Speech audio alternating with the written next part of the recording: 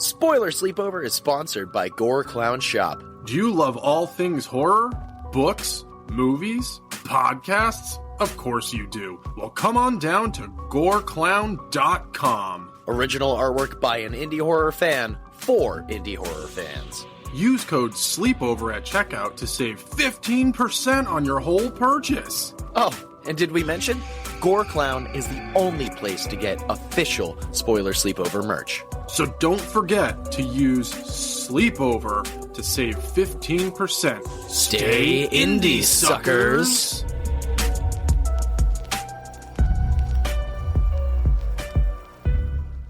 I wish to create a perfect human being, selecting the best organs from different scorpions.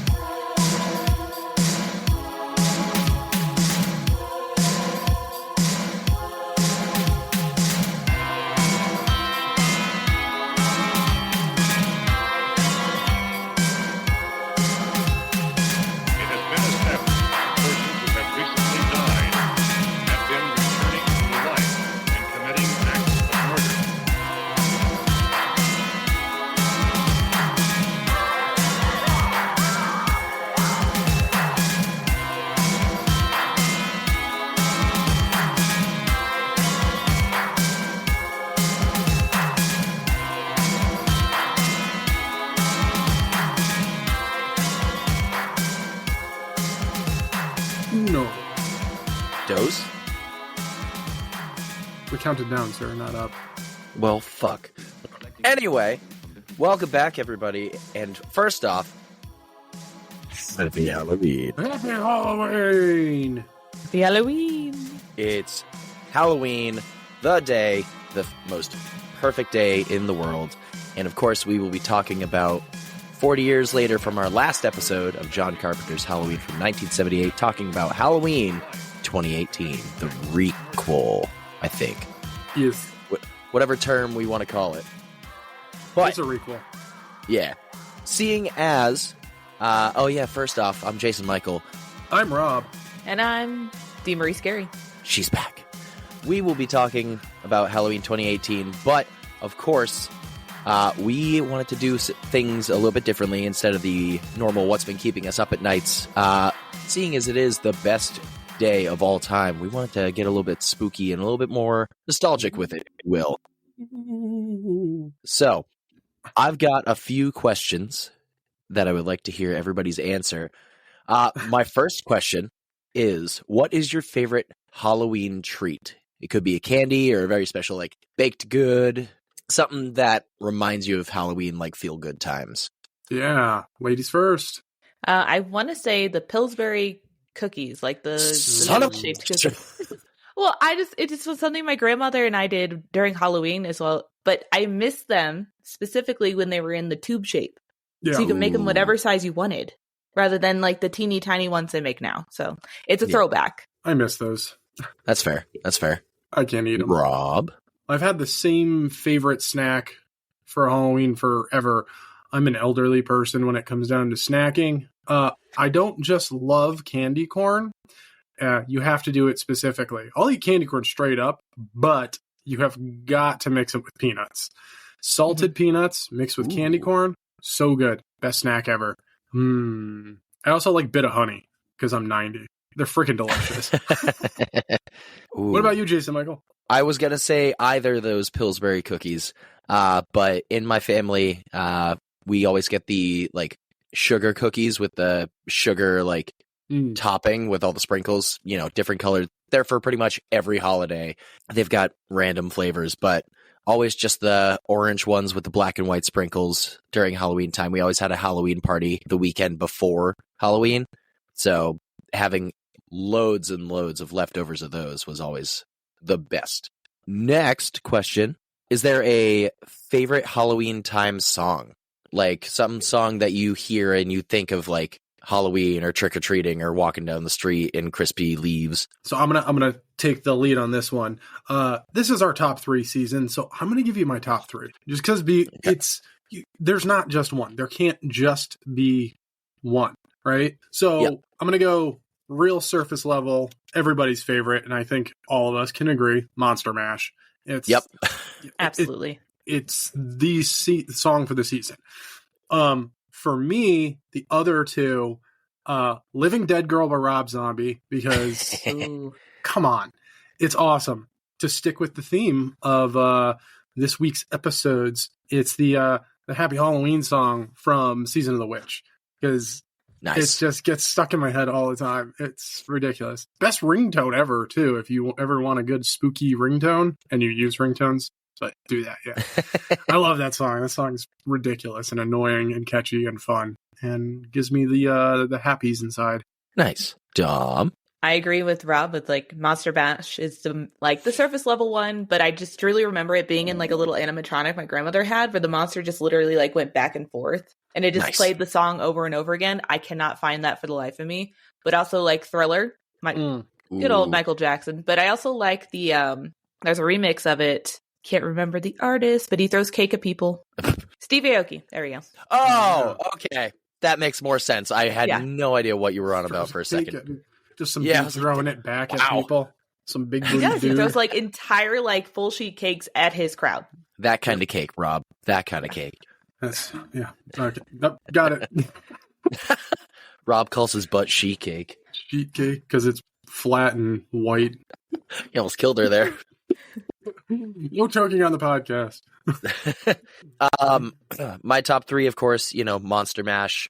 Second would be, and Dominique, you're going to hate me for this. Oh, no. Oh, boy. Let me spin you a yarn here. When Jason was a wee lad, we had the decorations all over the house. Yep, Dominique knows exactly where this is going. And we had a dancing skeleton in a tuxedo and top hat. And he danced a little bit side to side, dancing to Puttin' on the Ritz. Now, I wore that battery out, but then it got moused to high hell. So I was looking for years, couldn't find it anywhere. And one of my old coworkers down in Massachusetts, one day I walked into my morning program and saw this little skeleton. Oh my God. And he does this.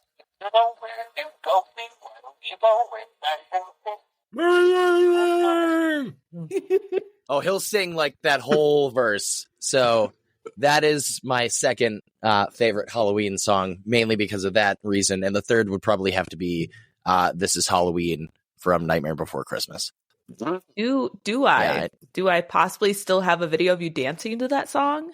Probably. Most likely on my Snapchat. We need that for Son of a the bitch. Instagram. I have to search for it. Please. Was that 2018? Mm-hmm. Oh my God. It will be dropped on Halloween Day on all of the sites. Love I'll it. have to research it, but I'll find it for you. Awesome. And my third and final question will be, what is your favorite thing as a whole about the spooky season? Ooh. Jason Michael, why don't you take the lead on this one? We've all gone first. Definitely, it's kind of a long play thing, but towards the end of the camp season, it gets darker earlier and like it gets a little bit more crisp in the air. So it's like, even though it is still midsummer, you can feel fall approaching. You can feel the crisp air approaching. I love the just being outside feeling of October. There's something different that as soon as November 1st hits, it's just like poof, it's gone. It's in the air, if you will, for me. Yeah, magical. Who would like to go next? Yeah. Halloween always has been my favorite. According to my parental units, I was actually supposed to be born on Halloween. That did not happen. Fuck. I know.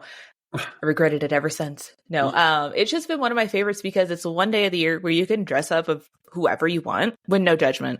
Yeah. You can be whoever you want. You can just dress up. You ask for candy. You go around neighborhoods. It's the one night that you're just like free to just be a kid. Mm-hmm. Or at least it was back in the 90s. Yeah. Helicopter parents driving 2 feet behind their kids walking down the street now. Mm-hmm. Yeah. Or trunk or treats. What the? Yeah. Fucking trunk or treats. That's when I moved to New Hampshire, and I was like, it's Halloween's coming up, and my parents were like, yeah, we're gonna go to the library for trunk or treat, and I was just like, was that just a random thing? They're like, nope, that's how we trick or treat around here, and I was just like, we're doing what now? You do what? Nope. That's freaking lame as hell, man. So my life goal is to find a state and town to buy a house in where they trick or treat on Halloween, because that's the dream. Yeah, for me, it's kind of a collection of both of what you guys said, which is crazy. Halloween for me, like, not to go overshare or bring us down or anything. I grew up real poor, and it was the one time a year that, like, my mom kind of, like, let me splurge a little bit and be who I wanted to be.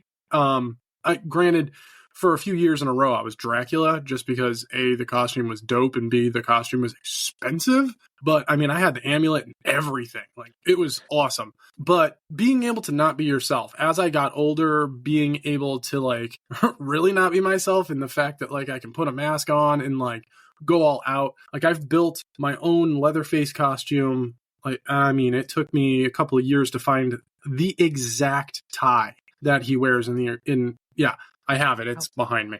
But, like, I love being able to escape myself for an evening. That, and then just the weather, the beautiful colors in the trees, the sounds of the leaves, the smell. Freaking October has a smell, and it's awesome, and I love it. And that's before I start burning pumpkin spice candles and drinking pumpkin spice coffee and all that stuff. Like, the outside has this amazing smell. And, you know, I got a little bit of a belly, so this means it's cooler. So layers. People are like, you're skinny. And I'm like, oh, thanks. No, I'm not. You're damn right. It's called layers, man. Layers. Can't hide that in summer. Everyone's like, oh, yeah, he wasn't joking. So, yeah, that's just, I don't know. I did everything about Halloween and fall just makes me so happy, especially seeing as I'm such a Grinch. I fucking hate Christmas. I'm not a fan at all. Can't stand it at all. So this is my time of year. I now want to see a Grinch remake with Rob as the Grinch, and it's not like kid friendly or anything. It's just, Mr. Grinch, why are you so mean? Fuck you. Yeah. No offense. David Howard Thornton did an amazing job as the mean one, but I think I'd do better. I think that movie suffered from shitty writing and bad directing. Hardcore. He was the only good thing about that movie. I'm pretty sure he got the Bloody Legend, if I'm not mistaken. Yeah, because he was because that's the only good thing about it. Yeah. All right. And with that being said, we're talking about Halloween 2018, the return to the franchise, the new canon, if you will. A lot of stuff I didn't know about this movie before leading up to it. Like, my mom sent me a picture one day of, like, the poster. And this was still kind of when fake movie posters were getting more and more height. Like, on Facebook, they'd start circulating around. Now we've got AI generated posters of, like, Up 3, and it's like Up 2 hasn't even come out yet. This one, I was like, I don't know if it's real. I'm not going to hold my breath. And then I think I was in the movie theater seeing, I don't remember what I was seeing, but I was sitting down. I look up, I see a poster of Michael Myers. And I was like, no fucking shit. That's the way I found out they were making it. I didn't read any news articles about anything, and I was like, "Oh my god, it's real!" I think they did that on purpose for that reason. Good. I don't think they did a lot of hype for that movie until like right before the release date. Yeah, I mean, there was, because I read a lot of the horror articles and like websites and all of that stuff all the time, every day. That's something I'm constantly doing.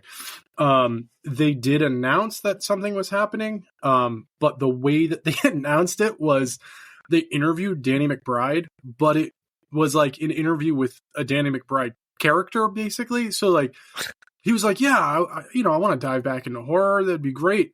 I just don't know really what I want to do. Like, it'd be real stupid to do Michael Myers, but I'd absolutely do it if I wanted to. No one could stop me, and I'm such an amazing writer. Why would they stop me? And I was like, wait, is he fucking with us right now? Like, is he saying he's going to do Halloween? And then there was something had come out that there was a title. It was Halloween : something.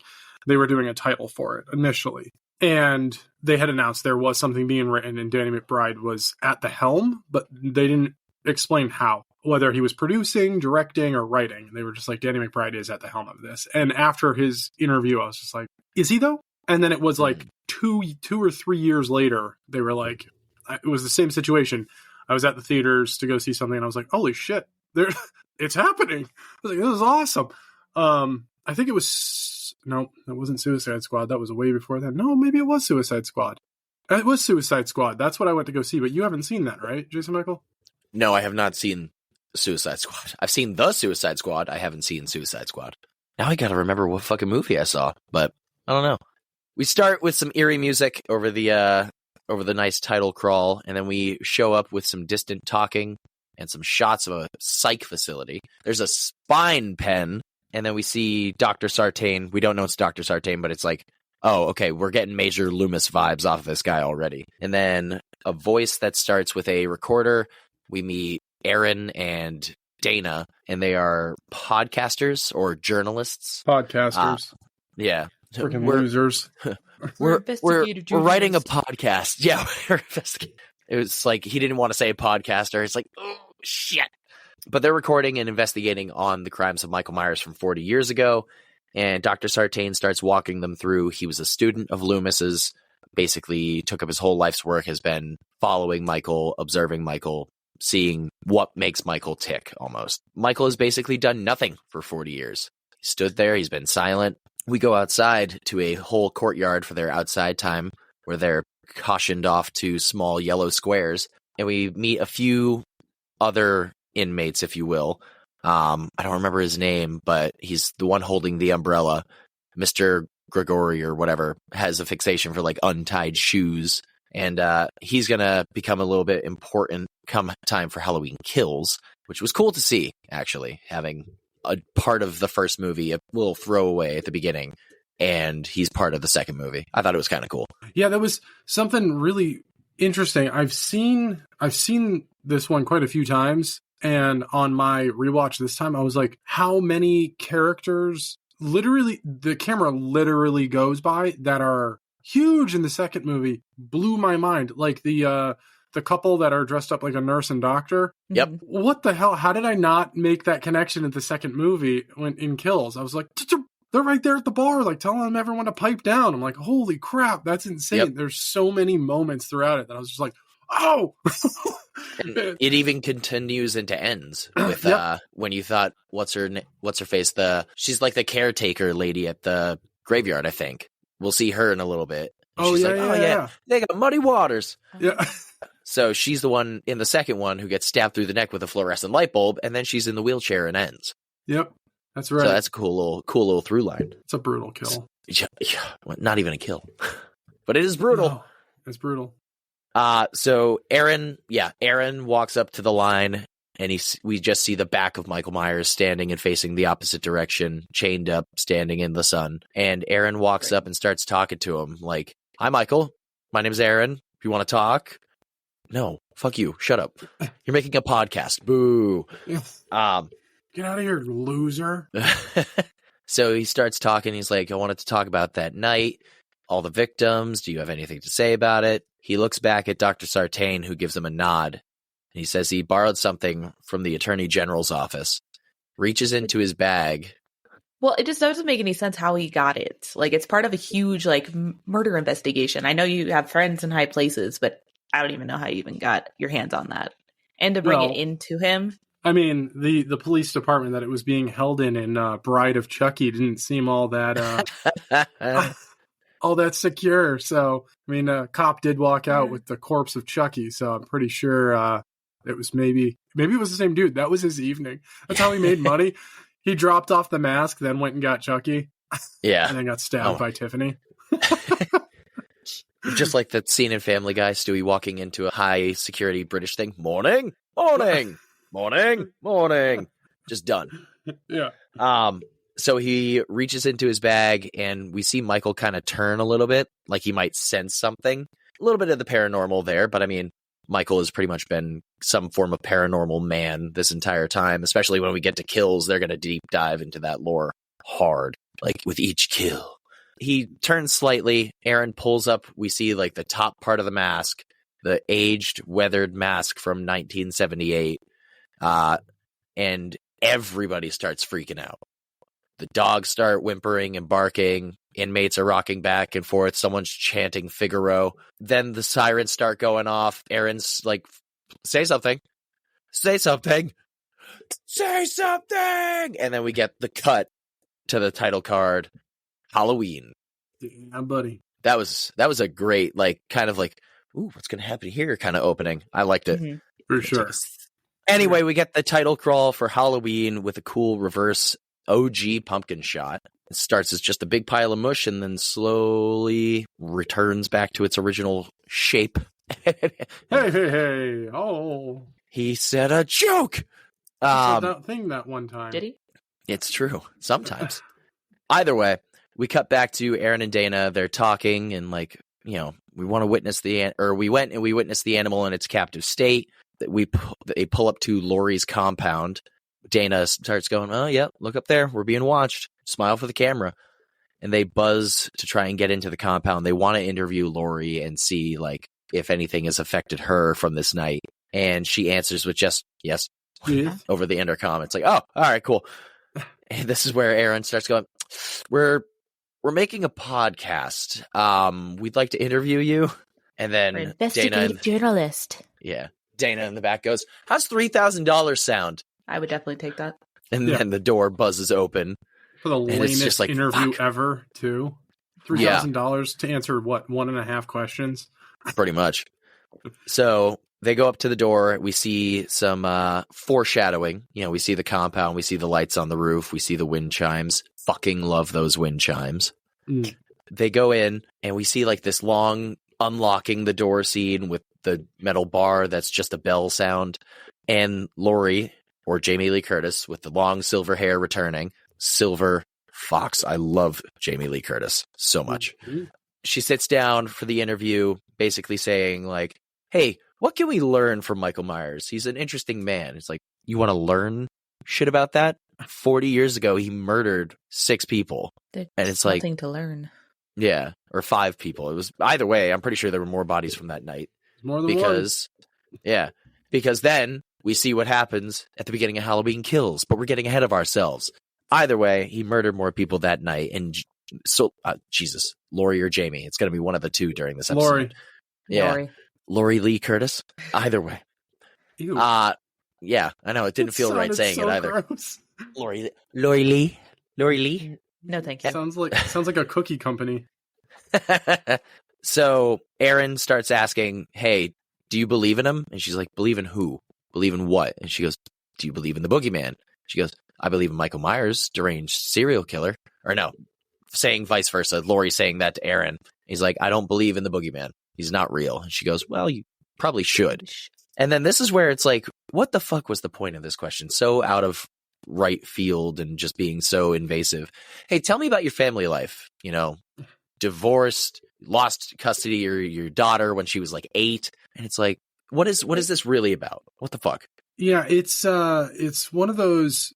So coming from somebody who listens to a lot of true crime podcasts, you don't get a ton these days where they actually interview people. 9 times out of 10, like if you listen to Dark Down East, I know I've brought up on the podcast a few times already. Amazing. Every episode takes place in a state in New England. The few people that Kylie Lowe is the woman who does the podcast. The few times that she does get people on there, it's like the victim's family members. And it's just simply, who were they? How do you remember them? How did you feel? Situation. In this situation, there was no lead-in. Like, they didn't soft intro and get Lori comfortable. Not that would have happened or been possible, to be completely honest. The restaurant scene is proof of that. But yeah, I feel like the way that they went about everything, bringing the mask to Michael and then offering money to talk to a victim who's clearly got PTSD, they are shock journalists at best. And they're not really going for, the heart. They're not trying to actually solve something or give any answers or solutions or anything like that. They're more or less like, how offensive, like, it's if Howard Stern had a podcast. True. Yeah. So abrasive with how they ask it too. They're like, we know you're divorced. So what happened? You're like, how's living a loveless life? Right. Earlier, they also asked, hey, he's being transferred. And Lori's like, oh, I know, tomorrow night, 7:00.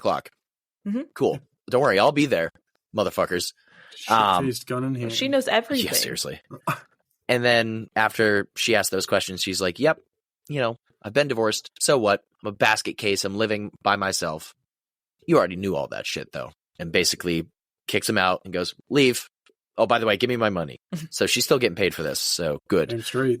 They asked if Lori could also go talk to Michael. And she's like, no fucking way, dude.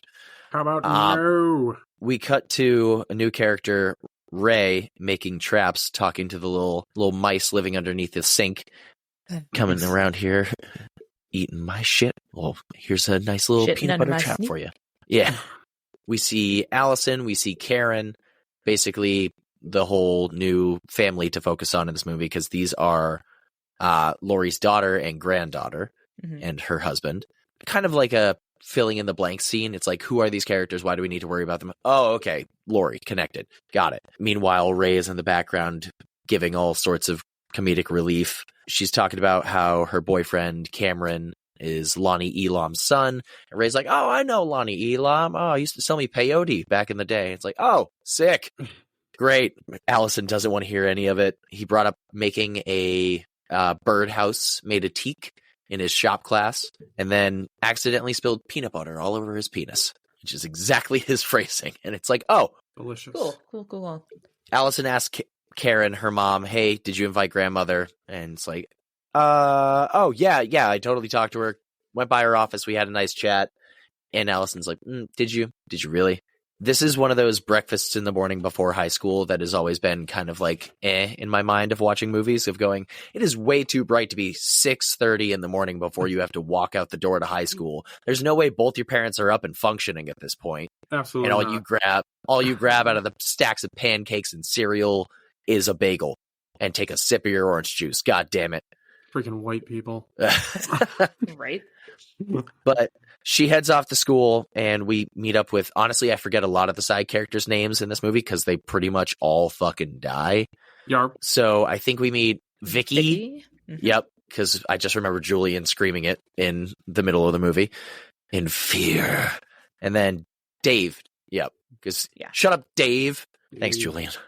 But we meet her two friends, Vicky and Dave. Dave is your stereotypical stoner character, and they're walking down the street sipping their boba tea at, like, again, 7 a.m. or whatever. Right. And freaking white people. We start getting more exposition, and this is like, in advertising the movie, they said it was going to be a retcon of everything after the first movie. This is a direct sequel. So this is where they kind of also put all that to bed. It's like, oh, he killed all those people, you know. Your grandmother was like, wasn't he her brother? It's like, no, that's just some story people made up to make him feel better about all the shit. It's like, oh, cool. And then Dave just goes, well, I mean, it wasn't really that bad. Like, a lot worse shit's happening nowadays. And like 5 people getting stabbed to death in the middle of the night. It's not that bad. I think he's like, honestly, it's true. Your grandmother, shut the fuck up. To hold on to that for 40 years is insane to me. I get being upset and having those thoughts come back and stuff, and maybe having to go through some therapy because you have PTSD, but holding on to it for 40 years and like literally building a bunker is insanity. That's the only thing that I have trouble believing in all of these movies is the fact that she was just that fucked up for 40 years. But did it come in handy? Yeah, but all right. For writing's sake, Rob. So they blow up a pumpkin because Dave was told to shut up. And then we get a quick little jump cut, scare, funny thing, whatever, to Cameron, Allison's boyfriend, slamming her locker shut.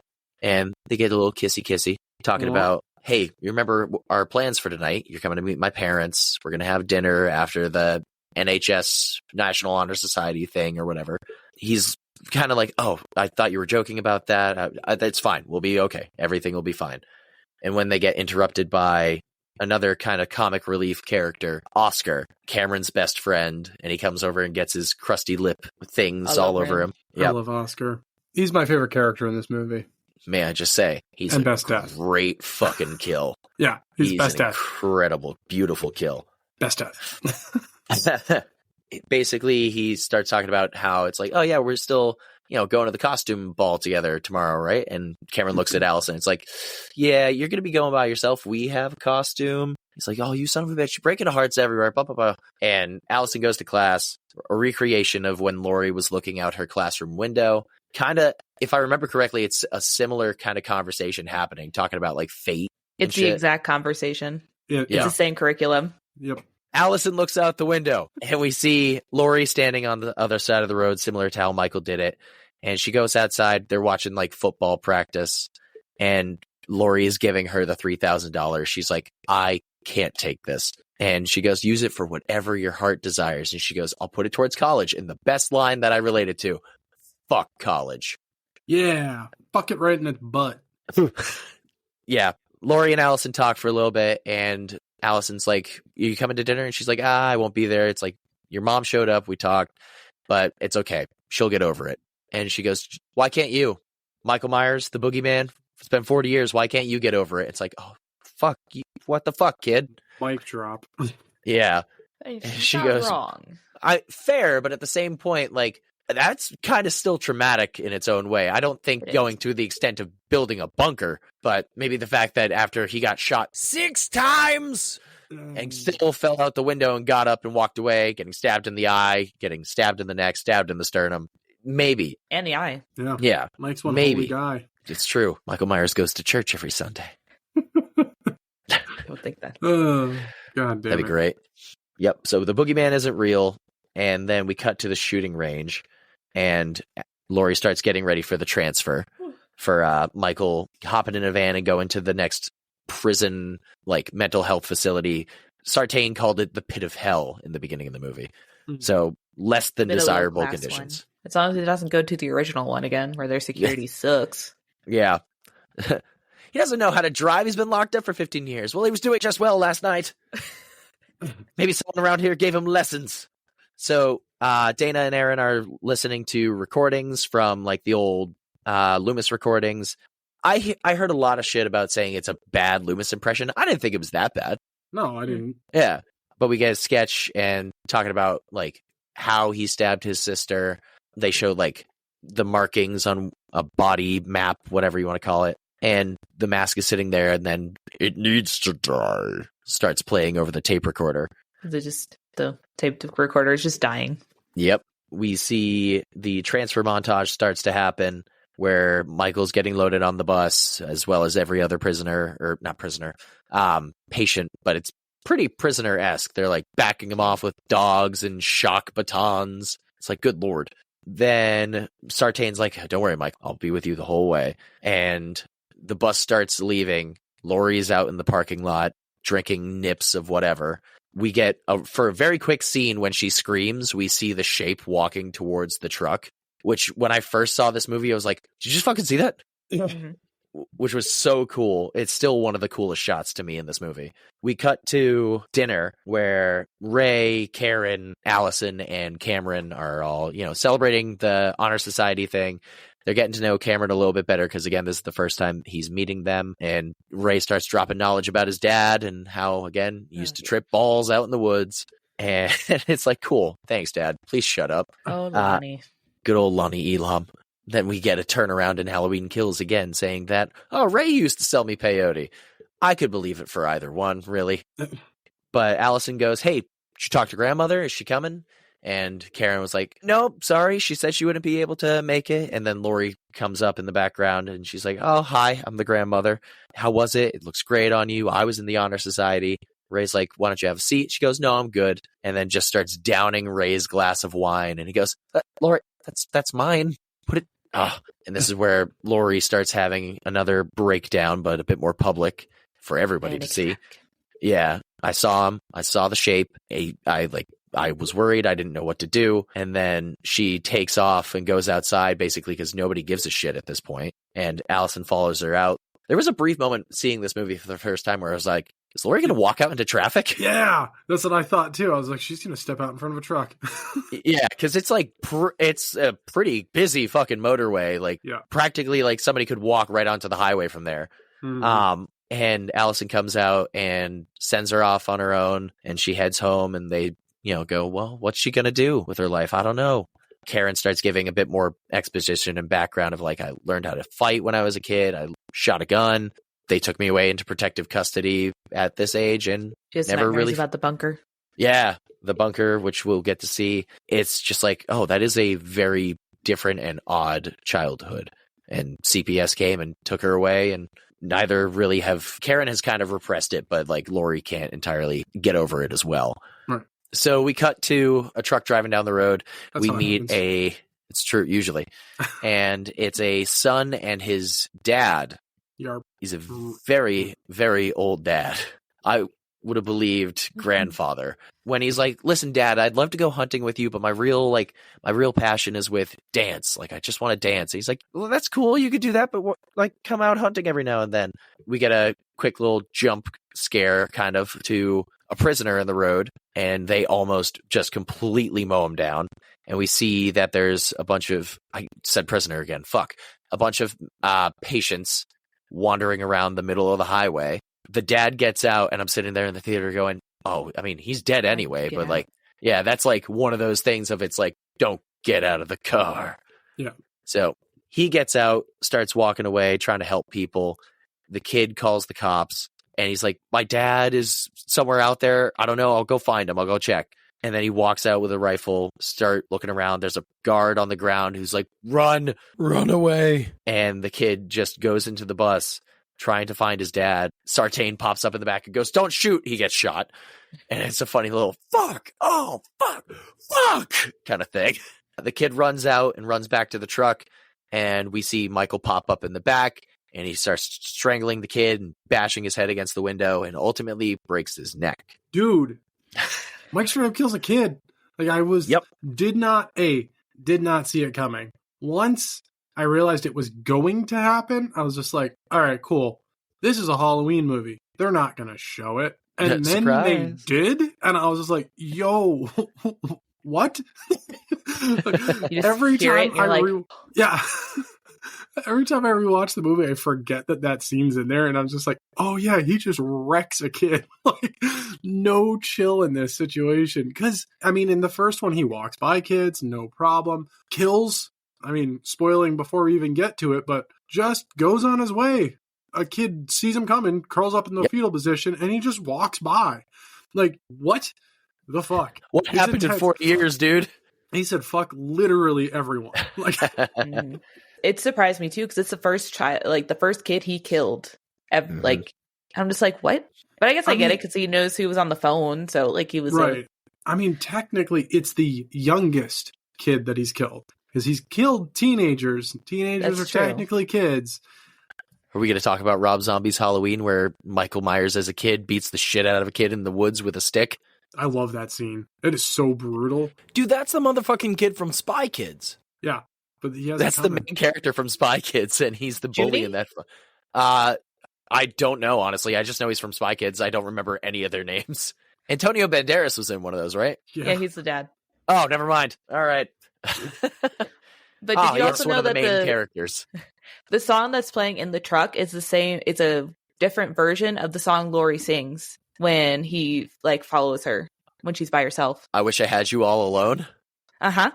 Oh, shit. I never noticed that. Way. As soon as it started playing, I was like, that's the same song, just a different version. So it kind of throws you off. It's a Western version. That's and awesome. This is why she's here. Holy shit. I never knew that. Mm-hmm. Oh, no. I guess I have to watch it again today. Oh, God. What a shame. Wouldn't be the first time. Yeah. So Michael kills him and takes off. We cut to like a convenience store where Hawkins, our sheriff, is playing, or our deputy, because he's not the sheriff, because that's the guy with a cowboy hat later. But Hawkins is like playing pinball. There's a guy saying, no matter what you do, you're never going to beat my score. And then he gets a call out to the middle of the highway where the kid had just called from. Hawkins rolls up, sees a dead body on the side of the road. It's like, you okay? No? Sees the bus. We see what happens to the dad, and his neck is like all sorts of fucked up and bent up. Yeah. Chris Nelson did fantastic with this makeup, and he's actually in the movie, the VFX artist. He's one of the cops towards the end, talking about I made my own dinner. Yeah. It's a brownie, chocolate icing. It's like, that's what a 5-year-old would make. But yeah, like the effects in this movie, in these movies as a trio. But yeah, he does all the makeup and it looks awesome. So Hawkins gets on the bus and Sartain's there like, I've been shot. He goes, don't worry, we're going to get you help. Has he escaped? Has who escaped? Yes, he's escaped. Yes. So we cut to the next morning where the journalists, Aaron and Dana, have gone to Haddonfield Cemetery And this is where we meet that character, the caretaker, if you will, basically saying like every other place is famous. My sister's over there in that town. They got Bernie Mac. They got Muddy Waters. And it's like, this is our only claim to fame. Haddonfield, Judith Myers. What's so special about her? Then we get an in-depth stabbed her so many times and then stabbed her again. His blade scraping her spinal cord. And we're like, we watched it happen. That didn't happen. Yeah. I don't think he meticulously went in and went, bleh, bleh. But it's like, we watched the whole thing, man. There was an uncut oneer. We know what happened. Sounds like a xylophone. And meanwhile, she looks off in the distance and sees, it's a very quick, big shot. Like, if you don't know where to look, you might miss it. But Michael's just standing behind a tree, just watching in his patient's garb. Sorry, it's the shape. Michael. I guess I'll say it correctly. Shape of Myers. Hawkins starts like talking about the inmates. He's with Sartain, who's recovering and asleep. And the sheriff comes in with his big cowboy hat, starts talking about, like, did we find everybody? What's the story with Mr. Rip Van Winkle over here? Hawkins starts talking about, like, we've checked all the names. Some of the inmates, I guess, were chasing butterflies on the side of the highway. One was checking his emails in a library. And Hawkins goes, all these names, perfectly fine, but there's one that just sticks out. Michael Myers, babysitter killer, 40 years ago. Well, I mean, he didn't later in the movie, so there's a moment where there's a baby screaming, and he looks at it, and it quiets down. It's like, cool, moving on. Yeah. So he's not there yet. I really thought he was going to do it, too. I was like, he killed one. Seriously. Kid. He's just got it. Oh, boy. I thought he was going to, like, baby Monty just knew, Python too. The baby was like... Directed by Eli Roth. Yeah, right. Just like the cats in Monty Python movies. I thought he was just going to pick it up and wail it against a wall. Yeah. Oh, my God. Bring out your dead! Fuck. Oh my God, I haven't thought about that in so long. Now I need to watch it. Shit. Now I need to watch it. It's in the cat sketch follows not just the movies, but Monty Python and the Flying Circus, like the TV series. They just randomly smack fake cats against walls. Like, I don't know what the origin is. Oh shit, I was not ready for that. Anyway. It would make the same noise too. God damn. So we cut to a gas station, Aaron and Dana. This is a replica of the gas station in Halloween 4. Ooh. The return of Michael Myers? Yeah. Because it's Season of the Witch. He's not there. It's got to be the return. Mm-hmm. Oh. So if you go back, you can probably see the exact same gas station. Though this one is the one. This is the one scene that grosses me entirely out because you'll see it in a little bit. Have a thing about teeth, do you? So Dana goes up to the bathroom. Yeah. Dana starts going to try and find the bathroom. Meanwhile, in the background, and just a beautiful shot of like similar to when Michael Myers pulled out into traffic in '78. Of he's just in the background, and it's not what we're focusing on at all. We just see him drive up, he gets out, we see him walk across and into the garage, and we hear a clang of like a dropped tire iron or something. Yeah, Erin is just staring at some random religious people, and she looks off at the noise when it goes, and we don't think anything of it. Dana goes into the bathroom, tries to find a clean stall, and the door kicks open we see boots and a jumpsuit. So Michael opens the door to the bathroom, starts going in, starts checking all the stalls, finds Dana's stall and starts checking it. She's like, hey, someone's in here. Please stop. Go away. And then She's trying to relieve herself. Yep. And then we see a bloody hand reach over the stall and drop teeth onto the floor. One of the coolest fucking kills that we don't entirely get to see, but it's like, we see the aftermath because we cut back to Aaron, who's out front trying to pay. And we see the main cashier who's like, what do you mean the loo? What the hell is the loo? Oh, bathroom? Yeah, it's out back. Go use the shitter. We see him broken-faced on the counter, just like jaw hanging off to the side. And then a air compressor kicks on, and we see where Michael got the overalls from the mechanic in the garage where we heard the clang of the tire iron. He likes his overalls. Yes, he does. Just luckily found one that fit. It could be a little longer. Yeah. The teeth. So we cut back and Aaron busts open the door with the tire iron and sees Michael, and he's like, Michael? and Dana's screaming, and he starts going after Michael. He hits him once in the head with the tire iron, and then Michael just houses his ass, bashing his head off the hard walls, like slamming his face, breaking open the stall door with it, and dropping him, like seizing in the corner, just like blinking in and out of existence. And Dana tries to crawl away. He drags her back and breaks her neck, holding her up against the wall in the bathroom.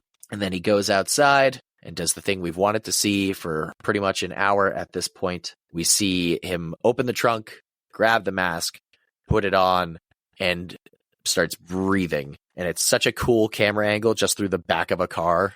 Just like after what he just did, just like, there's nothing. Just going to get my mask. Don't worry about it. We cut back to Lori, who's hearing news of the whole like bus crash. The inmates, people are missing. And we get a cut to the basement. We start seeing like some of the stuff that's down there. And then we cut to Karen's house. The door is a little open in the back. And she starts getting worried. And we're like, oh, is Michael here? Maybe. I don't know. That's what we're led to believe. Ray comes in from the back. And Lori jumps down the stairs and goes, bang, gotcha, you're dead. Just with an actual gun, too, pointed at her daughter. It's like, what the fuck? She's livid. Nothing in your house is safe. There's no alarm system. All your doors were unlocked. She starts getting shooed out of the house. And she's like, the world is not a dark and evil place. It's full of love and understanding. And I'm thinking of like the time when this movie came out. I was like, the sure shit it isn't. Yeah. Nope. 2018. How about no? It's had a roller coaster of love and understanding since then. But man, was it not in 2018. Don't you worry. No. Sure was not. We cut back to the gas station. Hawkins opens up the door. Is like, Jesus Christ. He's back. This shit's happening. And he sees Lori off in the side. And then the sheriff comes over and starts being like, what the fuck happened? They found a patient robe, whatever you want to call it. Scrubs. And yeah, scrubs. Thank you. And it matches the number of Michael Myers, the prisoner. And it's like, Michael Myers loose on Halloween night with a bunch of nutbags. What are we going to do? Cancel Halloween? So we're confirmed that Michael Myers is loose. Everybody knows. Well, Hawkins knows now, and he's like, cool, keep it quiet. And this is where we get my favorite shot of the entire movie. We get the theme song, and we get Michael Myers full garb walking around the streets of Haddonfield on Halloween night. Yep. With all the trick-or-treaters. Yep. And we see we see some pretty good references, too. We see the Season of the Witch masks from Silver Shamrock, and the witch. We see the pumpkin. We see the skeleton. But this shot is beautiful. It's like two giant oneers of just following Michael. He grabs the hammer and then goes in the house just to a woman making like a ham sandwich in the middle of the night and bashes her fucking brains in. And that's where he takes the knife from. Yep. It was a ham slicer, dude. What the hell? This is where we see the baby just crying, and he looks at the baby, and the baby goes, sorry. Yep. Go about your day. I'm minding my own. And the shot continues. We follow Michael out the door. We see the nurse and doctor couple that will return in Halloween Kills talking about where's his stethoscope. Yep. Guy can't fucking find his stethoscope. Fuck. You got it. Proud of you. Guy can't find stethoscope to save life. That was real loud. Yeah, it was. I heard it. Poor lady. Yeah. So they head off to the party, which we will see again in Halloween Kills. And we see Michael walk up to someone's house after they finish giving candy to trick-or-treaters and just stare down into the window, only lit by the jack-o'-lanterns. That's a lot of fucking jack-o'-lanterns, too. Yep. And I mean, that's like my house, so. It's the perfect amount of jack-o'-lanterns. I mean, it's like counting how many jack-o'-lanterns you see in Rob Zombie's Halloweens. Yeah. Because there's a jack-o'-lantern in pretty much every single shot. This one shot's trying to give it a run for its money here. Yeah, there's speaking of the Rob Zombie Halloween, a large majority of the jack-o'-lanterns that were used for that movie were not real and actually Rob Zombie's, like from his personal collection. Yeah, 100% awesome. Believe it. He's put his own personal collection into every single movie that he has made. There's something he owns in every single one of his movies. It's pretty dope. Yeah, including the scavenger hunt. Lords of Salem. The entire building that movie was shot in was his house. And then they sold it like a year after the movie was done because people kept going to it. And you can walk up to it. It's in Salem. So it exists. It's an actual house. I love that. So when Michael then stands back up and we hear a phone call basically probably warning about, the murder at the gas station because everybody saw it on the news. And she's like, oh, no, they're out at the dance. No, okay, I'll be safe. Yep, lock your doors. All right, good night. And we see the awesome shadow walking down the back of the alleyway right next to the house. And it's like, oh, shit. And we see Michael Myers walking up. I heard people gasp in theaters at this shot. Oh, yeah. And he just grabs her hair, slams her against like a chair ottoman thing and stabs straight through her neck and then just throws her head down. I love this kill. It's tremendous. The brutality of just like, it's one of those things. So he's been recollecting his identity, right? Yep. So he's gotten every piece. This is the first kill for no reason. Yep. Right? Yep. He's rebuilt himself and now he's just like, and this bitch gets it the worst. And it's the brutality and rage behind the hair grab and the slam. You're like oh! Yeah. Yeah. He was like, sure. Yeah, I still got it. He had to get the knife, so the hammer woman was, still earning his keep, making sure he had what he needed, and fuck. He was just like, no, it's time to bust this nut. And just does it. It was intense. And I love it. It's a good PSA to lock your doors, please. Yeah. Seriously. No matter if it's Halloween night or regular Monday night, lock your doors, no matter where you're at. It's true. Like, how do you have that many doors unlocked in your house? Everyone's in Haddonfield. Remember, it's the world's full of love and freaking. What was it? It's Haddonfield. It's white people shit. Yeah. Before Michael Myers was born, it was a peaceful town. Then when he turned 6 years old, that's when all shit went to hell. And we learn much more about the curse that's haunted Haddonfield. It's the thrown away Halloween sequel. Shit went to hell. I love that. Halloween, shit went to hell. It's just like, all right. No beating around the bush with this sequel. Oh my God. We get a cut to the dance where we finally find out, because they were saying they're going to be Bonnie and Clyde with a twist. And it turns out that Allison is Clyde and Cameron is Bonnie. So that's the twist, just dressing as opposite characters. Wow. What a twist. What a twist. We see just, a party, whatever. Oscar's DJing, or no, Oscar's not DJing. He's taking pictures, but there's a DJ who's like DJing on Frankenstein's dick, pretty much. The DJ board is Frankenstein, like lying on a table. Oh, yeah. And he's scratching records and basically just going, dick, dick, dick, dick, dick. I mean, that was really fucking good. Thank you. I've been practicing. Holy chainsaw, Batman. So Allison takes a phone call and we hear this ringtone many a times. And Cameron's like, what the fuck? We cut to Vicky, who's, the girl we saw in the beginning. She's babysitting Julian, and they're talking about how Cameron and Allison are going to come over later. They're going to alakazam, and it's a school night. We can't alakazam too much.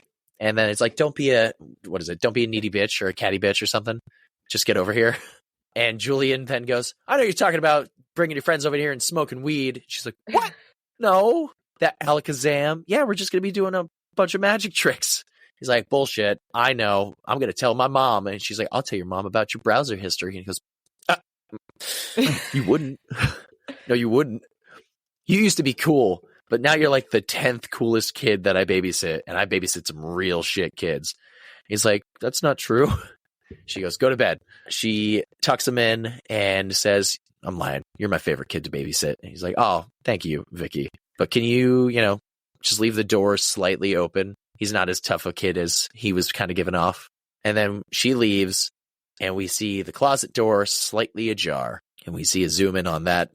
We cut back and Allison goes back into the dance and we see she was probably wearing a jacket. That's the only thing I could think of how this girl got into the school dance looking like the way she did. Painted like a tiger, boobs all out, just like, how? And her and Cameron are kissing, and Allison turns around, runs out. Cameron sees it and goes, fuck, that was a mistake. Shit. And comes out, and he's drunk. He's got his flask sticking out, and Allison's like, this is how you've been partying? He's like, have some fucking discretion, please. And he starts making up some poor excuse of, she was literally telling me something in the ear. You don't have to cry about it. And her phone goes off again as she tries to walk away. Cameron takes it, throws it in pudding. Pudding? Yep. Is it pudding? Yeah, it's pudding. It's a big old bowl of pudding. I remember going to school dances and there being big bowls of pudding. That Wait, never did you happened. say you do? Oh, okay. I was like, how the fuck? That's called sarcasm. Yeah. I went to school in the ghetto. Our school there was no dances pudding. were real ratchet, as the kids would say. They were risque. There's a lot of you can't do that, and then there's like 50 of us doing it, and you're like, well, we can't tell 50 people to stop, so oh well. At this point, then Allison leaves, and after Cameron throws a phone into the pudding and goes, "You want to get that, or do you want me to get it?" And it's like, what the fuck, pal? I love the long hold on her, trying to figure out, do I get the phone? Do I slap the shit out of this piece of shit? Or do I just go? And there's a moment where she leans forward and I'm like, yo, she's going to hit him. And then she just fucking dips. And I'm like, oh, come on, man. I get that it progresses the story forward by not having your phone on you, but we could have gotten a slap in. But I also think it shows how she was raised. We're seeing 3 different generations of these women. One who had one traumatic thing happen one night and it just destroyed her for 40 years and almost completely destroyed her daughter's life. And her daughter has done everything to do a quote unquote better job of raising her daughter than her mother did. And part of that was restraint, teaching restraint and to think through everything, but not overthink everything. And it really plays out at the end of the movie when you see all 3 of them come onto an equal playing field and kind of level each other out. It's pretty amazing. I don't know. The movie's a character study, if anything, honestly, at the end of the day. So yeah, I'll shut up. Continue. So she leaves and we see Oscar oh, maybe I should go, help her. He takes off and we hear the mask breathing outside of the house that Vicky's babysitting at. And we get a scene of her taking out the trash and doing the dishes, washing the kitchen knife. And we're like, oh shit, Michael's outside. And Vicky goes outside, drops the trash, and we get, without jump scare music or anything, it's just a horse neigh into the frame. It's like, what the fuck was that? I was expecting a killer. I wasn't expecting a fucking horse on a stick. And it's Dave, and he's got Tate, and he goes in, and it's like, oh, the kid's upstairs? Yep. He's like, hey, check it out. I got this super sick tattoo to commemorate tonight. And we don't see what the tattoo is yet. Yeah. But then Vicky's like, you're so getting dry fucked. It's like, I'm sorry, what's happening? Good so we cut to shit. They're making out on the couch. We hear a thud from upstairs. So Dave starts walking up, and then Julian jumps down the stairs screaming, boogeyman's in this house. You see something scary, buddy? You have a bad dream? And he goes, shut up, Dave. It's like, there's someone up in my closet. He's in that fucking room. And it's like, okay, I'll go check. And Vicky starts walking up the stairs. He goes, send Dave first. Dave's like, all right, pal. And Vicky goes up, makes the joke of, sir, what are you doing? You need to leave. And then jumps out and scares Julian. He's like, fucking kidding me? She goes in, tucks him in again. And he's like, hey, can you please just close my closet door? She goes over, tries to close it. Something stuck, opens it up, and Michael Myers is in there and slashes at her. Julian runs out of the room. And one of the worst things I ever think to have, because I have hardwood here at the house. And I've slipped down the stairs several times in socks. She tries to take off out the door on hardwood wearing socks and just slips, falls, and eats it. Always be barefoot. Yeah. She's trying to crawl out. Michael Myers grabs her and she is dragged back with the nails on the ground. And she's screaming and getting stabbed. And Dave is like, oh God, I have to go help her. Julian runs out the house and goes, if you go up there, you're going to die, Dave. So he grabs the knife that she was washing and goes upstairs. And we see Michael stab Vicky one more time and slam the door shut. Sad. This is where, oh yeah, at this time, Dave was actually outside starting up a fucking motorcycle in the middle of the night. I forgot about that. He's baked like a kid. Yeah, he's baked, drops the fucking motorcycle after revving it. And that's where he hears the screams from. He wasn't just waiting still down at the bottom of the stairs. Otherwise, he's real slow to react. That's a good weed. Apparently. Good weed. Hawkins and Laurie are driving around the town. They hear the dispatch call. We see the season of the witch masks again. Hawkins arrives and starts looking at the house. And then he goes in, makes himself known. He goes upstairs and sees the pumpkin that Dave carved, which has heart eyes, in the fish tank in Julian's room. And there's a ghost right next to it, sitting in a chair. This is a very long scene, it feels like sometimes. Yep. Where it's just what the fuck? We know what it is, but when's Michael going to jump out? Hawkins goes over, pulls off the sheet. It's dead Vicky, obviously. Laurie pulls up with a gun and it's like, get the fuck out of here. Go away. Go home. Lock your doors. And there's kids in the silver shamrock mask like, Mom, what the hell?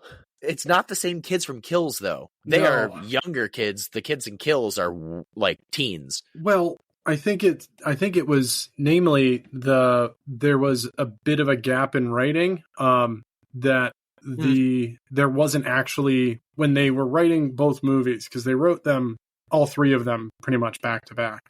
Yeah, they announced them shortly after 18 came out. They were announced like Kills in 2020 and ends in 2021. Yeah. We know that didn't end up. And then COVID freaking happened. So they actually made those, they made those kids characters instead of just passing characters. There were still supposed to be 3 kids killed with those masks, but they were like, we can build on this. And so they did, luckily and thankfully, because those kids are fucking hilarious when it Kills when they're on the swing sets. It's fucking...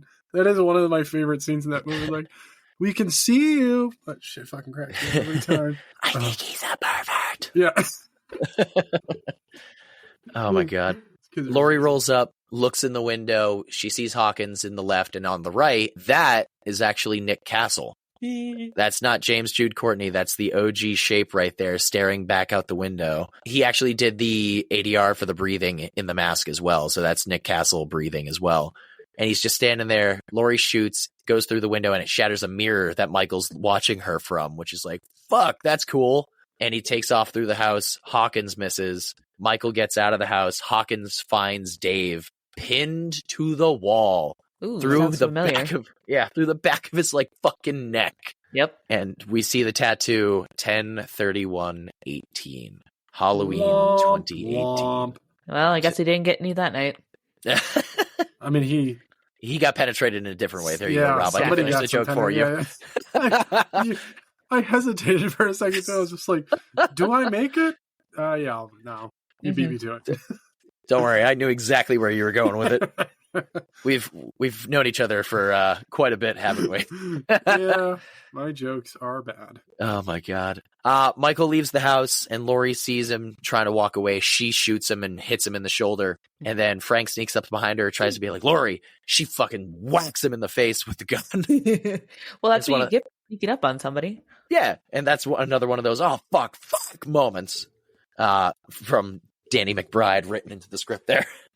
Which a fun fact about this, like John Carpenter and Jamie Lee Curtis originally were pitched the movie and were like, you need to show us exactly what you're going to do before we even sign on to this. So the fact that they got both of them back for all 3 of these movies means David Gordon Green and Danny McBride did something very right here. They're amazing writers. Like, there's no argument. They're amazing writers. They just magic when they get together. Like, I understand some of the, grief and shit that people had with this trilogy, but at the same point, like, if they didn't do something right, Jamie Lee Curtis and John Carpenter would not have been there. Mm-mm. Like, John Carpenter only wanted to do 1, so that's why he wasn't part of Halloween 2. Mm-hmm. So, yeah, but the sheriff shows up as they're, like, sectioning off the area and taking Vicky's body out there.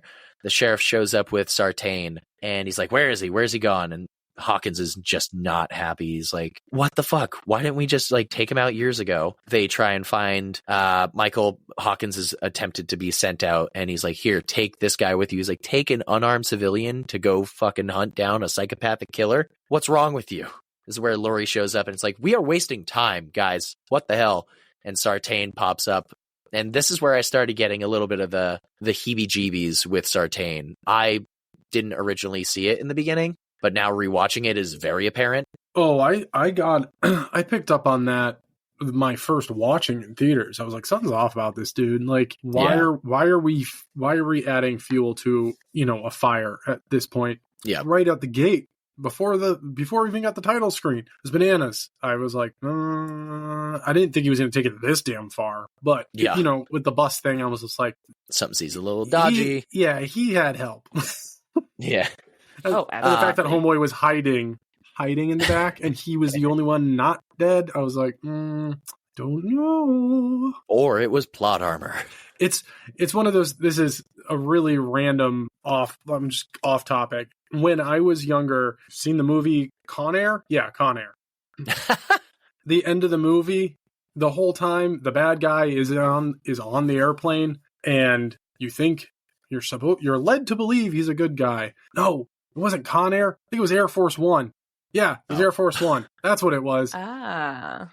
And the whole time the bad guy's on the plane, and you're like, you think he's a good guy. I remember seeing that. I think we rented it when I was a kid. My mom was like, "Bad guy's got a gun. Bad guy's got a gun." And I'll never forget that for the rest of my life. Anytime I feel like I'm like, "Oh, that's not a good guy. Bad guy's got he's got a stabby. This isn't good." Yep. Laurie shows up and Sartain's like, "Oh my God, Laurie Strode." She goes, "Oh, you're the new Loomis." And he's like, "I've studied everything about you." And she's like, "Do you know I used to pray that he'd get out and break out and come back?" And Hawkins is like, "Why the fuck would you do that?" And Laurie goes, "So I can kill him." It's like, for fuck's sake. Laurie then drive up to Karen's house with Christopher Nelson, our VFX artist, right behind her, as well as one of the other cops, basically being like, "It's not safe here. You need to come with me right now." This is where they try and call Allison, but Allison's phone is currently in pudding. They evacuated the dance. They're going to find a phone in pudding once they clean it up tomorrow morning. It's going to be kind of funny. But we cut to Oscar and Allison wandering the streets of Haddonfield, TP'd streets. So some good old classic Halloween pranks went into play here. They see a cop car, or we see a cop car. They don't pay attention to it, driving in the back. And Oscar's like, "Come with me. I know a shortcut." This is where we see the cop car was Hawkins and Sartain driving around. He's like, "Where is this guy? We got to find him. We got to kill him. We got to end this." And he's like, "He's still my patient. So he's under protection of the state until we get him back." And and Hawkins is like, "We'll see. We'll see about that." Oscar and Allison hop a fence and they're like, "Oh, yay, we did it. Yay." And Oscar leans in and is like, "You deserve better." Kisses Allison and she's like, "What the fuck? Oh, God, no." Pushes him down. He's like, "You're not with Cameron." She's like, "That does not mean I want to be with you." And she starts taking off and a motion sensor goes off in the backyard and he starts screaming like, "What? Who's there?" And she goes, "Motion sensor, dumbass." And he starts being like, "Allison, I'm sorry. There were some really pretty girls feeding me guacamole. I got a little chubbed out. I'm sorry." And then she hops the fence. Guacamole in sexy ways. I love that line. We see in the background Michael step out from behind a tree. The Shape step out from behind a tree. As per usual. A fun little nod to the retcon sequel of Halloween 2 here, where Oscar turns around and goes, "Happy Halloween, Mr. Elrod." And the Elrods at the beginning of Halloween 2 is where Michael went in and took the knife and killed both the wife and the husband in the very beginning of the movie. So he's like, "Happy Halloween." Alive. Yeah, well, maybe not after tonight. We'll see. Yeah. "Happy Halloween, Mr. Elrod. Have you ever liked a girl and then you guys got screwed? I'm sorry, man. I'll just get out of your hair." And like stands up, the motion sensor goes, or the light goes off, it turns back on, and he's looking around for him. He turns around and we see Michael in the light, just backlit, breathing. He's like, "You're acting really weird, man." Light goes off, light turns on, and we just see Michael lunge and slash at Oscar. Oscar starts screaming and running towards the fence. It tries to climb it over it. As Edna Mode said in The Incredibles, "No capes," because his devil costume cape got stuck on the bottom of the fucking spiky fence. And Allison can finally hear that he's like, "Jesus Christ, someone please fucking help me." And she starts coming back. Well, then Michael Myers stabs him in the back and he starts sliding down to where we then see Allison come over. The motion sensor light goes off and Oscar has slid neck first through the fence post and is like dripping blood. And we get an awesome new version of the theme song almost, where it's like, dude. it's a bow and an electric guitar. And it's just as he pops up from behind the corner to that first one, it's like, what the fuck? It's so cool. It still to this day gives me goosebumps every time that hits. I fucking love it. And it was a timing thing too when it came down to theme songs being real fucking metal as shit. Every time I hear that, I want to immediately listen to the Wonder Woman theme song from the movie. Dude, that song hits hard. It's so damn good. Oh so my God. Good. Oh, we need better theme songs. Bring it back, people. It was only just a handful of years ago. Why'd we give up? Come on. Joss Whedon. Snyder Cut was better. Anyway. We're not getting into that. Don't worry about that. It's true story. It's 4 hours of gorgeous. Of beauty. Yes. 100%. I've watched it 6 times. That's a lot of times. That's a lot of hours for one movie. Oh, it's so good. Never watched it in black and white though. Didn't see the point. I did. It was still cool. There wasn't really much a difference. It's like, I will say the only black and white not remake, but re-release was Logan. Ooh. That was a tremendous black and white re-release. I didn't realize they did that in black and white. Yeah, hell yeah. Logan Noir, I believe is what it's called. Interesting. The only one I've watched intentionally was Godzilla Minus Zero. Is that one? Ooh, I forgot that came out in black and white. I'll have to do that because that was fucking awesome. Adds to it, honestly. I watched the colorized version first because of course I did, and then I was like, well, this is basically just a brutal version of the first 2 original, Gojira movies, and I was like, all right, well, those were in black and white, so I might as well. And then I did, and I was like, that was so much better. They should have only released it in black and white. They should never have released it in color. This was so good. I like how in some of these scenes, like, we know what the mask looks like at this point. We saw like the up close personal, like, high definition shot when he put it on in the beginning. But since then, it's pretty much always been out of focus. And I love that. It's adding to the mystique and like the whole shape part of it again. Like when he steps out from behind the fence, he's still out of focus, just barely. So we can't entirely see his mask, and it's awesome. Allison takes off, and kind of like a little nod to 78 where Laurie's going from house to house being like, what the fuck, please help, oh my God. Except for this time, somebody actually answers. So Allison gets rescued / saved. Hawkins drives up, finds Allison. Sartain and Hawkins are like, go back in your houses, lock your doors, don't worry about it. They hop in the car, and they are planning to head out to Laurie's compound because that's where her family is. They've been trying to get a hold of her. We're all going out to the compound. We cut to the compound where Laurie opens the basement, and we get to go fully into the basement and see more of it. Ray finds a yo-yo, as well as there's a whole bunch of like jarred pickles. So it's pretty good so far. Dude, there's something about a pickle that's just delicious. All right. That's what she said. Shut up. Shut up. Shut your mouth. Shut your mouth. You shut your face. We see the armory, and she starts handing out guns of it's like, this is accurate. Revolvers never jam. This is stopping power, and this is tactical. And she just loads the shotgun and is like, he's waited for me. I've waited for him. Badass. We cut back to Michael walking down the streets of Haddonfield, and Hawkins is like, there he is, fucking hitting him right now, and rolls him over. I'm like, oh shit. Michael Myers just got fucking nailed with a car. They tried doing it in Halloween 2, but it was Ben Tramer. Michael just got run over. And this is where I knew for 100% certain, because we get out of the car. Sartain runs over and goes, he's dead. You've killed him. It's like, no, you didn't. No, you didn't. Hawkins is like, get out of the way. I'm still going to blow his fucking brains out. And Hawkins then pulls out the scalpel pen and clicks it and stabs Hawkins in the neck. Allison's still locked in the back of the cruiser. Sartain just stabs him over and over and over, and we see him on the ground bleeding profusely from his neck. And Sartain takes off Michael's mask and puts it on and starts dragging him over, and it's such a sinister sound in his voice of, make room for my patient. All right, sorry, sir. No, thank you. And he just drops Michael into the back seat and throws the mask in. And they start driving off to the compound. This is where we meet the 2 cops that are in charge of the security detail, Christopher Nelson and the other guy, basically talking about a banh mi sandwich.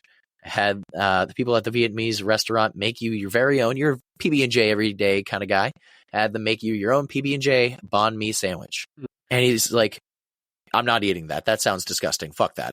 He's like, delicious. What would you make for? Yeah. He's like, what would you make for your dinner? You want to see? I brought it.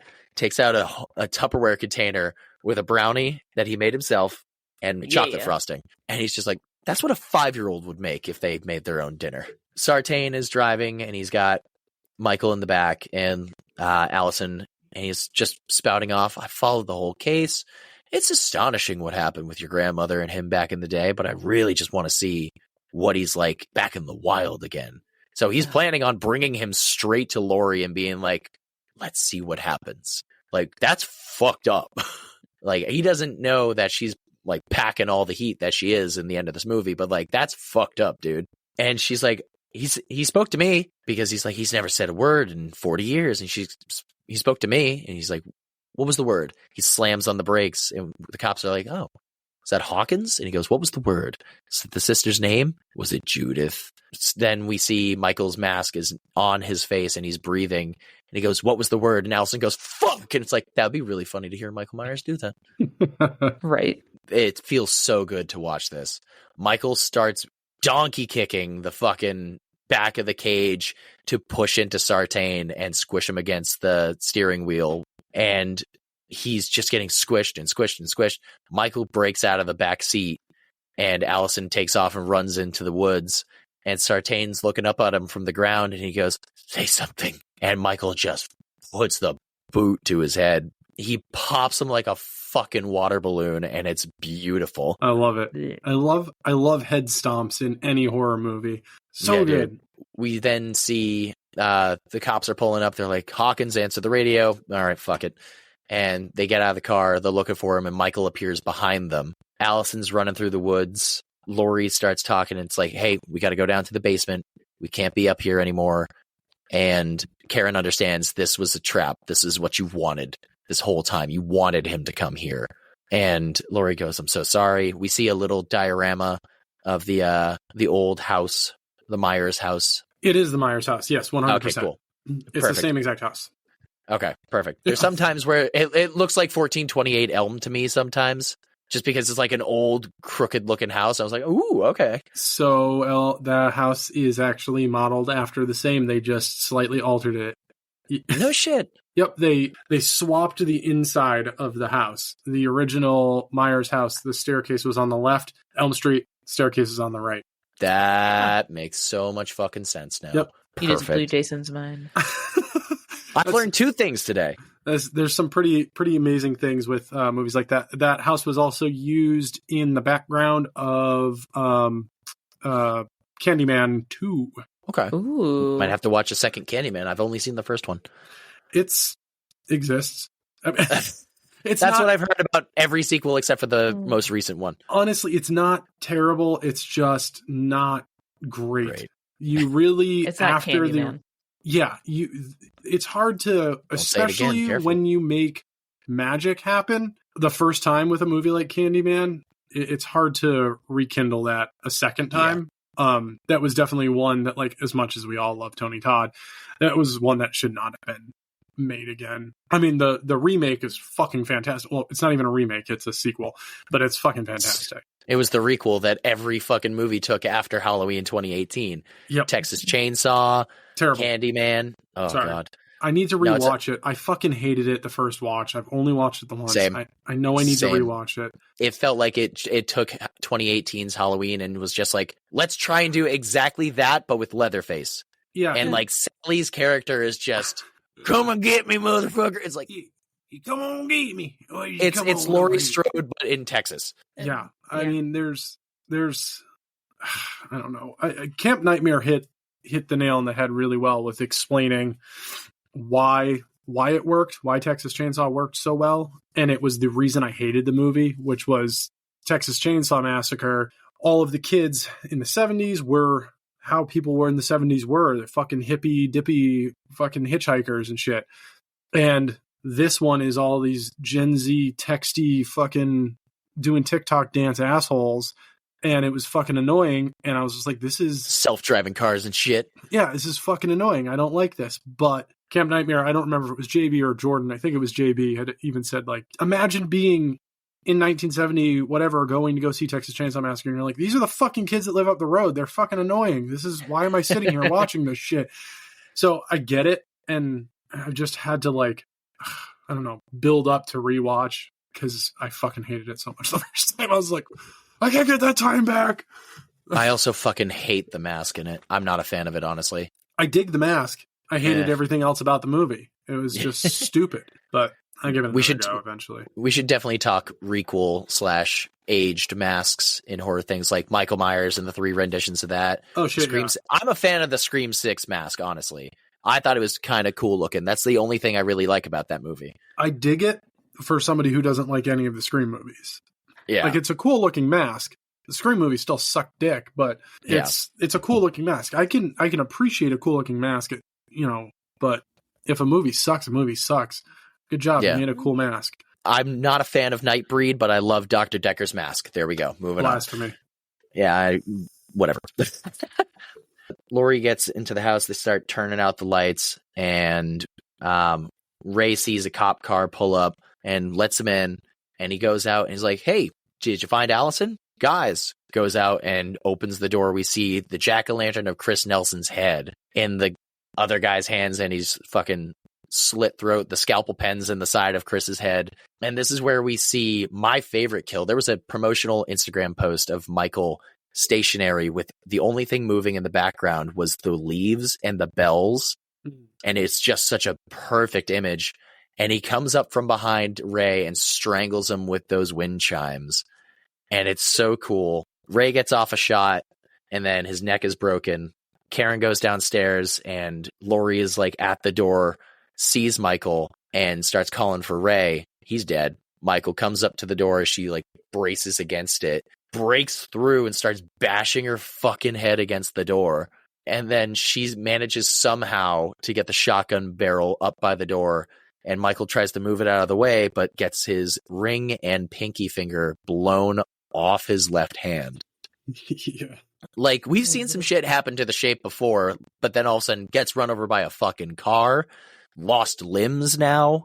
It's like, oh shit, this is a cooler rendition. Like, this is fucking brutal. He's old. He's older now. Yeah. Which, like, that's going to be my favorite thing to talk about when we get to Halloween Ends. Because, like, there's a whole mystique to that, and I love it. Yeah, but... So it's silent for a little bit, and then the top part opens up, and Laurie's there. So she goes downstairs and, barricades the thing with Karen. Michael gets in, and we hear the guitar again as he's dripping blood from his missing fingers on the floor of the house. And Laurie, she shoots because she sees his shadow, and we hear a thud. She goes up to try and find him. He's not there. And so we get this long sequence of her checking every door. Sequence. Yep. So long. And closing the doors with her magic, with the little reinforced cage doors. Yeah. Yeah. Come to one of the most anxiety-inducing things in the theater for me, because I'm like, where the fuck is he? And we see the mannequin room with them pointing at the closet covered in blood, and long drawn-out sequence of she opens one door and it's Ray with the wind chimes. She opens the other door, or it was vice versa, either way.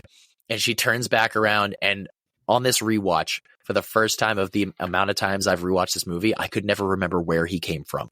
Yeah. And on this watch through, I finally was like, it's this fucking mannequin. Sick, it was! It's like 30 seconds of her walking slowly up to a mannequin being like, bitch, I got you. And he throws a mannequin off to the side, starts fighting with Laurie, stabs her with her serrated hunting knife, and throws her off the balcony, and she falls and hits the ground. How's that feel, bitch? Right? This is where Allison shows up and starts calling out for grandmother, and Karen hears her. It's like, oh, fuck. And Michael hears her, too. Looks back down. Laurie's gone now. How's that feel, bitch? Bitch. It's like that scene in The Dark Knight Rises. So this is what it feels like. Karen comes up, brings Allison downstairs, and she grabs her rifle, which has her initials and a lightning bolt carved onto it.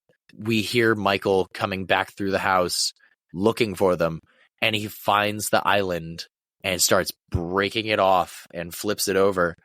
And this is where Karen starts like crying. And it's like, oh shit. Oh fuck. Uh-oh. She's like, I can't do it, Mom. I'm sorry. I can't do it. And this is where Michael's like, cool. The rest of this family sucks. They're not trappers. He steps up and she goes, gotcha. Fires and hits him in the face. And he goes, yeah. That's the moment where you would have heard Michael say the one word of fuck. Fuck. Ah, God damn it. Laurie then pops up behind him in the pantry, says, Happy Halloween, Michael. and I'm pretty sure she stabs him. No, she hits him with the frying. Yeah, no, wait. What? Who has the frying pan? She stabs him in the back. He bats her away. That's where the frying pan comes into play. I can remember progression in movies. Proud of you. It's fine. Thanks, buddy. Yeah, she wails him a couple times with a frying pan, and he falls down the fucking hatch in the ground.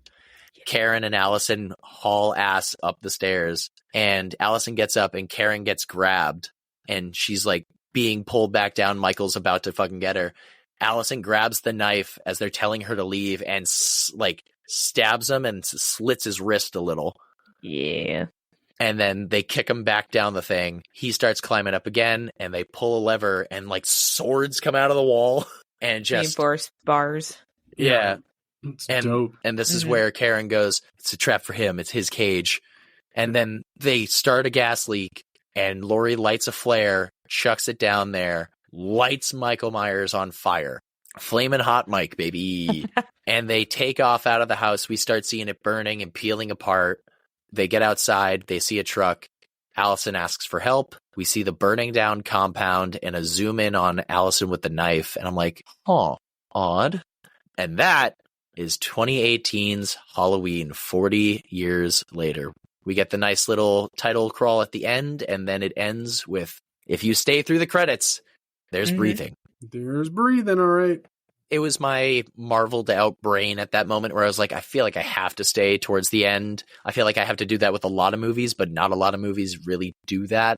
No. So it was nice to stay to the end and hear that there was breathing and go, oh shit, there's gonna be a sequel. Because I didn't know Kills was being written at this point. And Was the written. fact, it was like the fact of we watched him shot, stabbed, missing appendages, and fucking burning alive now. He's dead, right? But we didn't see a body. He just disappeared. And it's one of the coolest fucking returns, which I'm pretty sure everybody saw coming, but it's still super cool. Yeah, the knife at the end with her holding that knife just made me go back to little Jamie, fucking Danielle Harris's character. It's that whole Jamie Lloyd. She stabs Mike. At the end, she's dressed like a clown, holding a bloody knife, just like Mike was. And it's like, oh shit, it's happening again. All around, though, I think like with all the cheese and some of the writing, again, I understand why some people have gripes with these movies, but it's like you're seeing a fucking slasher movie. Yeah, you go back and you watch anything from the 80s and the 70s, and there's just as cheesy of dialogue. They are very wrong. And it's like, this is a tremendous movie. It's a tremendous return 40 years later. So now this is where I was thinking about it at the beginning. I think James and Jamie could be the Bloody Legends, but it's like James, Jamie, John, Nick, fucking so many people out of this cast and crew. Honestly, I think the Bloody Legend needs to go to our writers. Ooh. They brought this back to life, and with fucking bloody, beautiful, gory. Like, it's the glory behind all of this, the gore behind all of it. Like, it's perfect. You gotta give it, in my opinion, you gotta give it to the writers, man. Like, they did us justice. They gave us something we didn't know we needed and wanted. That's my input on that. That's who I think Bloody Legend should be. I would agree with probably my most honorable mention would have to go to James, because like you can't have a bad Michael Myers, and he's such a nice person. Like Dominique and I met him at Silver Scream Con. We walked past him at the third one, and like he is a huge, jacked dude. Huge. Like he does a lot of the hang 10 dude hands, but like his fucking bicep when he does that, it's like, sorry Michael, I want no beef. Please don't kill me, or do. Either way, it's like they picked a great person to take up the mantle, and he's one of my all-time favorite Michaels. Like Nick, Tyler Mane, James Jude Courtney. For Halloween 2018, Dominique, out of how many Tate the horse stick? Yeah, out of how many 10 Tate the horse sticks would you give Halloween 2018? I would say a solid 10, because they brought it back, and it gave the same like nostalgia feel that the original Halloween had. It continued the story on. And the fact that it spooked me in the theater with how many jump scares it had, and I'm very not scarable, except for Terrifier, but that's beside the point. Like jump scares don't get me, but this one got me for it. Excellent. Yeah. Roberto? Oh yeah, it's easily a 10. Brutality, everything. I mean, it hits every point for me when it comes down to the kills. It doesn't shy away from the cop out in a lot of horror movies where it alludes to what happened but never shows it. I always like it when they show it. A good old head stomp, the top of a fence skewered through the bottom of somebody's fucking jaw, holding them up. It's just fucking awesome. A human head jack-o'-lantern. Yep. I'm still waiting. Like, Trick or Treat Studios, get your shit together and release that. Mm-hmm. I would definitely have to agree with 2018's Halloween being a 10 for me. 10 Tate horse sticks. Nope.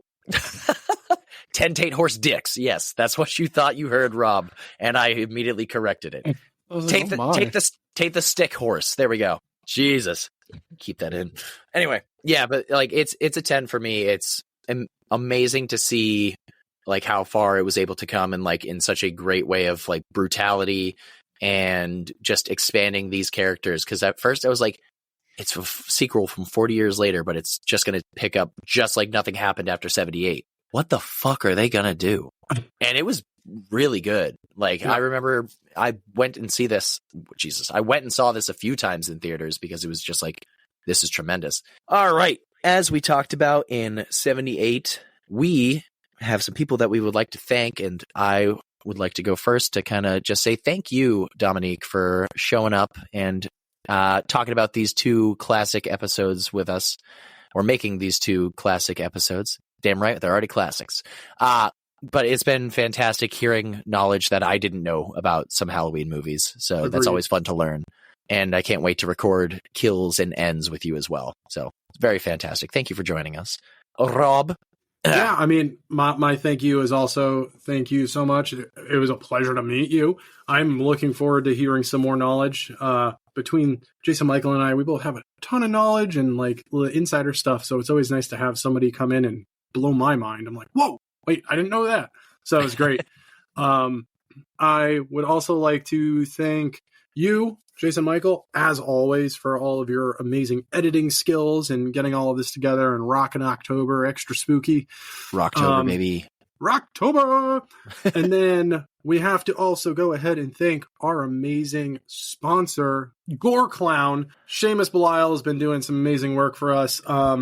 And stay tuned, because as of tomorrow, the 1st of November, we've got some nice new gear coming out to keep you warm during these colder seasons. So jump on over to goreclown.com and use code SLEEPOVER to save 15% on your entire purchase. Thank you so very much. Last, but definitely not least, Dominique, who do you have to thank today? I have to thank you two for welcoming me onto this lovely show and giving me all your knowledge of different horror things, including, the specifics of Halloween. You guys told me things I didn't even know. Good. And I'm super excited to continue on. Hell yes.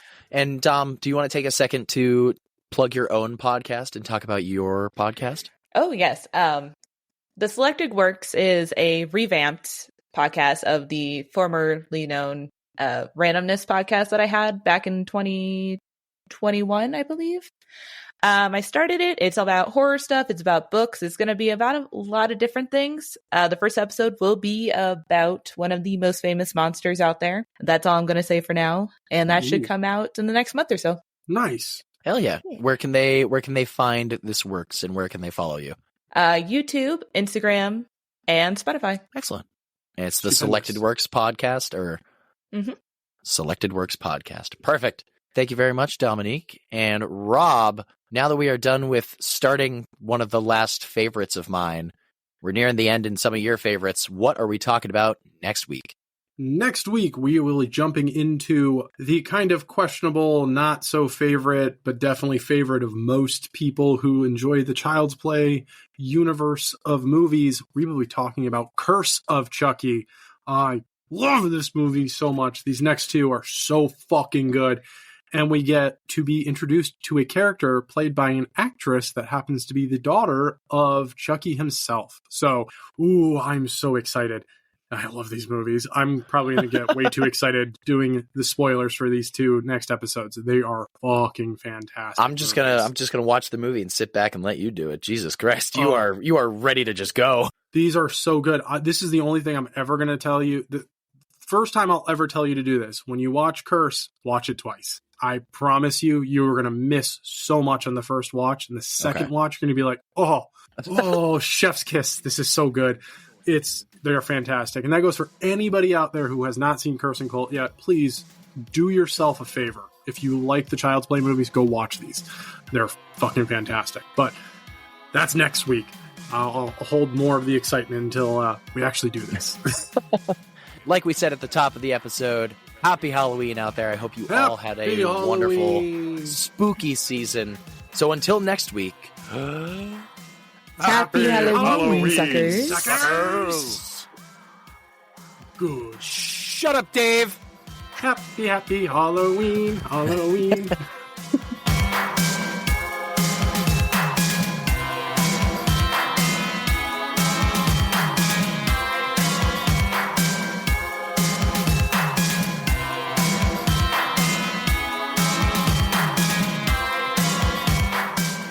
Spoiler Sleepover is sponsored by Gore Clown Shop. Do you love all things horror? Books? Movies? Podcasts? Of course you do. Well, come on down to goreclown.com. Original artwork by an indie horror fan for indie horror fans. Use code SLEEPOVER at checkout to save 15% on your whole purchase. Oh, and did we mention? Gore Clown is the only place to get official Spoiler Sleepover merch. So don't forget to use Sleepover to save 15%. Stay indie, suckers!